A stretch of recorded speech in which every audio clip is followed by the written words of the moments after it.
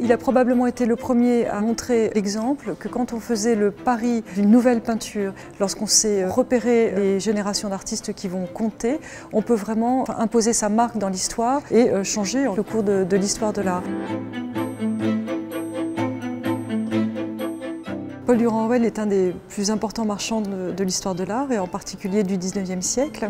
Ce qui le distingue des autres marchands de son temps, c'est que c'est peut-être le premier à avoir associé son nom à ce qui apparaît à l'époque comme une avant-garde, les impressionnistes, et à avoir inventé tout un certain nombre de méthodes pour promouvoir et diffuser l'œuvre des peintres qu'il soutenait. Il avait une conviction profonde que le marchand est là pour être aux avant-postes du goût, pour éclairer le public, plutôt que pour suivre les goûts du public. Il a gardé parfois des tableaux pendant 20 ans, pendant 30 ans.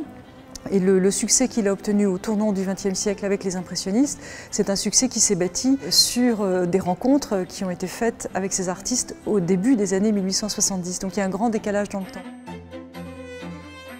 Ce qui est très frappant quand on lit les lettres échangées entre Durand-Ruel et Monet, et Renoir en particulier, et Pissarro dans une certaine mesure, Durand-Ruel a souvent été là même pour les soutenir psychologiquement, pour leur dire que finalement c'est eux qui avaient raison, c'est eux qui faisaient de la bonne peinture et qu'un jour ils seraient reconnus à leur juste valeur. Des milliers de peintures impressionnistes sont passées entre les mains de Durand-Ruel. On s'est concentré sur ce qui a fait la spécificité et le cœur de son histoire, qui est ce combat pour l'impressionnisme. On a voulu l'éclairer aussi par un autre de ses combats auxquels il tenait beaucoup, c'est-à-dire son engagement en faveur de la génération de 1830, c'est-à-dire Delacroix, c'est-à-dire les peintres dits de Barbizon comme Rousseau. Ensuite, on a voulu évidemment choisir des œuvres qui reflètent des moments de cette histoire ou qui reflètent le goût de Durand-Ruel. À notre sens, pour Durand-Ruel, être un marchand, c'est plus que vendre et acheter des tableaux.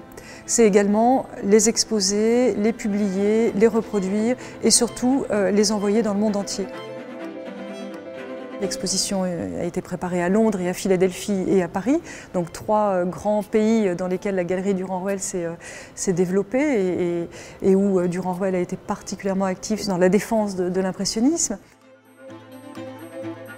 C'est aussi une façon d'apporter un autre regard au public et d'expliquer aussi au public que les œuvres ne sont pas là par hasard et qu'elles ont souvent eu une longue histoire dans laquelle souvent les marchands ont joué un rôle très actif.